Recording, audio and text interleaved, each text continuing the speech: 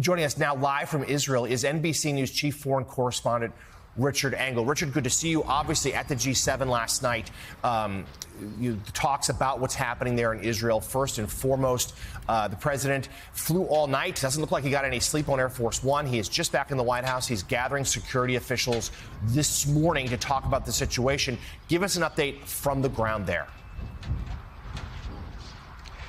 So last night was a little bit quieter than it has been in recent days. The Iranians had been promising a night of fire and brimstone. They said that Iran was preparing the most intense bombardment by missiles against Israel that this country has ever seen, and it didn't really happen. There were a few explosions. There were a few missiles that were fired at this country, some at Haifa, some in the Tel Aviv area.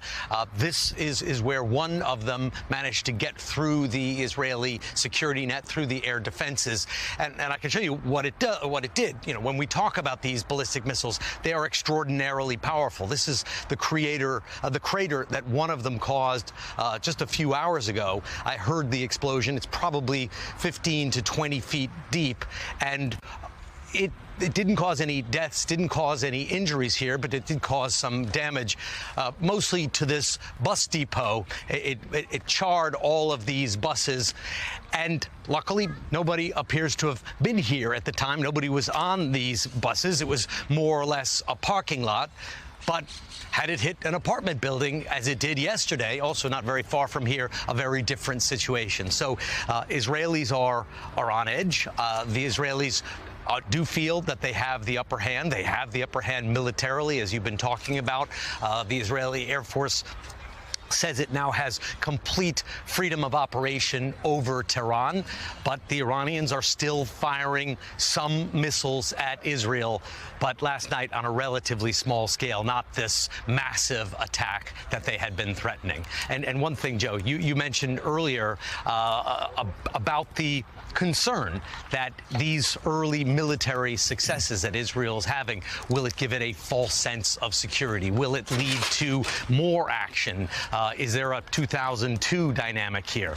And that is exactly what many senior officials across the Middle East who I'm speaking to are worried about. They're telling me that this all feels like 2002 all over again, that there's discussion of redrawing the map of the Middle East, changing the mentality of the Middle East, regime change in the Middle East, allegations of weapons of mass destruction imminently being ready and imminently going to be used in a variety of locations.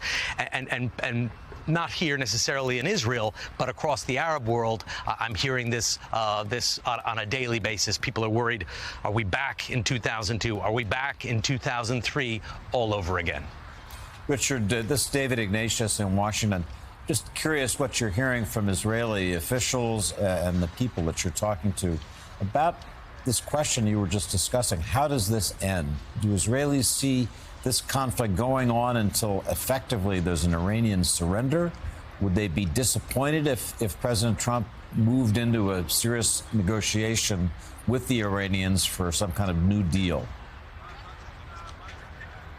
As you know, the Israelis are very divided on this subject. They're very divided on Prime Minister Netanyahu. I was speaking yesterday with a young Israeli woman who was more or less echoing the government line, and it's the line you hear from government officials. It's the one you see very often on state TV, that Israel has no choice, that if it didn't do this action and if it didn't take advantage of this moment when Iran is weak, when its proxies around the region have been defanged, that one day it would be facing Iran with a nuclear weapon, and the logic being better now than later. So there is a significant portion of Israeli society that believes that.